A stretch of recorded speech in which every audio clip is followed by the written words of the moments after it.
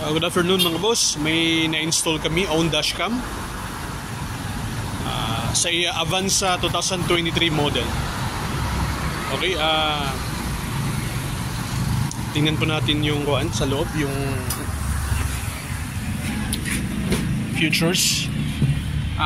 F24. Isa ito sa mga bago sa QCY brand. Okay?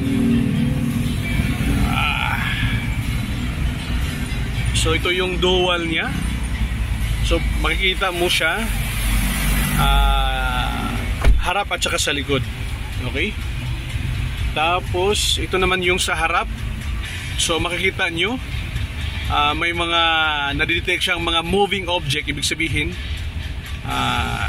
madidetect niya if safe or malapit na yung mga sasakyan or motor or mga object na nag-move. Pag malapit na, yung madidetect niya, magkukulay red yan siya. Okay? So, okay, ito naman yung sa likod. Okay, nakikita yung langit kasi inangat sa likod. Okay?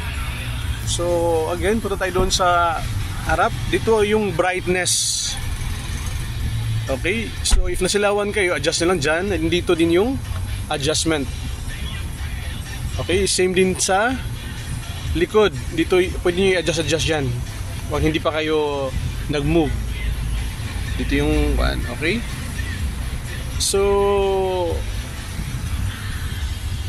maganda po ito yung F24. If gusto nyo pong install ng dashcam, may available po kami dito sa Andres Auto Accessories. May dalawa po kaming dashcam, F24 at saka F11. So, if may own dashcam po kayo, punta lang po kayo dito sa Andres Auto Accessories sa harap ng Circle City House sa may Governor Ramos Street, Santa Maria, Zamboanga City. Okay, daghang salamat.